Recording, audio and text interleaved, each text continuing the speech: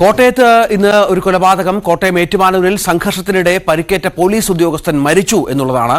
മാഞ്ഞൂർ സ്വദേശി ശ്യാം പ്രസാദാണ് മരിച്ചത്. നിരവധി ക്രിമിനൽ കേസുകളിൽ പ്രതിയായ പെരുമ്പായിക്കാട് സ്വദേശി ജിബിൻ ജോർജിനെ പോലീസ് ഇതുമായി ബന്ധപ്പെട്ട് പിടികൂടിയിട്ടുണ്ട്. തെള്ളകത്ത് തട്ടുകടയിലെ സംഘർഷത്തിനിടയിലാണ് സംഭവം.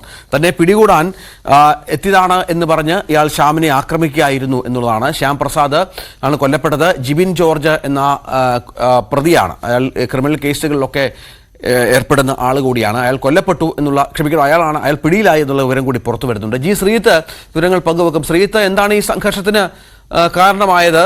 എന്താണ് പ്രകോപനമായത്? ഇതിപ്പോൾ പ്രതിയും പിടിയിലായിട്ടുണ്ടല്ലോ അല്ലേ?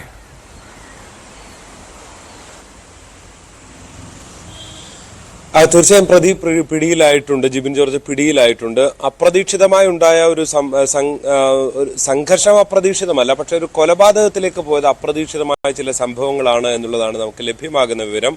പ്രത്യേകിച്ച് ഈ CPO ആയ ശ്യാം പ്രസാദ് ജോലി കഴിഞ്ഞ് കോട്ടയം വെസ്റ്റ് പോലീസ് സ്റ്റേഷനിലെ ജോലി കഴിഞ്ഞ് വീട്ടിലേക്ക് മടങ്ങുകയായിരുന്നു. ഇതിനിടെയാണ് തെള്ളകത്തെ തട്ടുകടയിൽ കയറിയത്. ഈ തട്ടുകടയിലേക്ക് ഈ ശ്യാം പ്രസാദ് എത്തുന്ന സമയത്ത് അവിടെ ഒരു സംഘർഷം നടക്കുകയാണ്. അപ്പോൾ ഈ സംഘർഷത്തിലുള്ളയാൾ അപ്പുറത്ത് നിൽക്കുന്ന ആൾക്ക് ഈ പോലീസുകാരനെ അറിയാം. പോലീസ് വന്നിട്ടുണ്ട്, ഇനി നിന്നെ പിടിക്കും എന്ന് പറഞ്ഞു. പെട്ടെന്നാണ് ഈ ജിബിൻ ജോർജ് തന്നെ പിടിക്കാനെത്തിയ പോലീസുകാരനാണ് ഈ ശ്യാം പ്രസാദ് എന്ന നിലയിൽ എന്ന് കരുതി അയാളെ ആക്രമിക്കുകയായിരുന്നു. അയാളെ ചവിട്ടി നിലത്ത് വീഴ്ത്തി. അതിനുശേഷം നിലത്ത് കിടന്നപ്പോൾ നെഞ്ചിന് നിരവധി തവണ ചവിട്ടി എന്നുള്ളതാണ്. ഈ നെഞ്ചിനേറ്റ ചവിട്ടാണ് പെട്ടെന്ന് കുഴഞ്ഞു വീഴുകയും ഒരു മരണത്തിലേക്ക്, തൊട്ടടുത്ത് തന്നെ സ്വകാര്യ ആശുപത്രിയുണ്ട് കാരിത്താസ്, അവിടേക്ക് എത്തിച്ചു. പക്ഷേ അപ്പോഴേക്കും മരണം സംഭവിച്ചു എന്നുള്ളതാണ് നമുക്കറിയാൻ സാധിക്കുന്നത്. ഈ സംഭവം ഉണ്ടായ ഉടൻ തന്നെ ഈ കുമരകം SHOയുടെ നേതൃത്വത്തിലുള്ള സംഘം അതുവഴി ഈ പെട്രോളിംഗ് ഡ്യൂട്ടിയിൽ ഉണ്ടായിരുന്നു.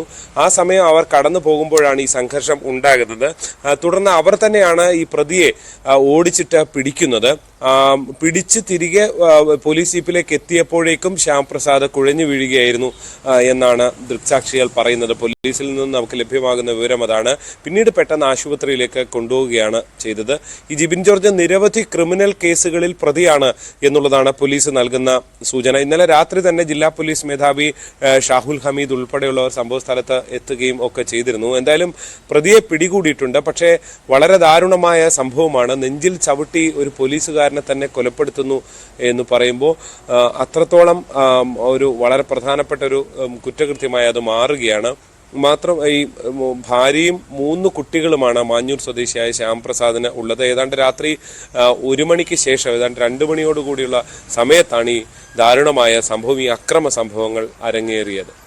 ഈ പ്രതിയുടെ ഒരു ബാക്ക്ഗ്രൗണ്ട് എന്താണ് ശ്രീത്ത്? ഇയാൾ ഒരുപാട് ക്രിമിനൽ കേസുകളിൽ പ്രതിയാണെന്ന് പറയുന്നു. ഈ സ്ഥിരമായി സംഘർഷത്തിലൊക്കെ ഏർപ്പെടുന്ന ആളാണോ ഇയാൾ പ്രതിയാണ് എന്നും ഇയാൾ ഈ ക്രിമിനലാണ് എന്നൊക്കെയുള്ള കാര്യം ശ്യാമിന് അറിയാമായിരുന്നോ?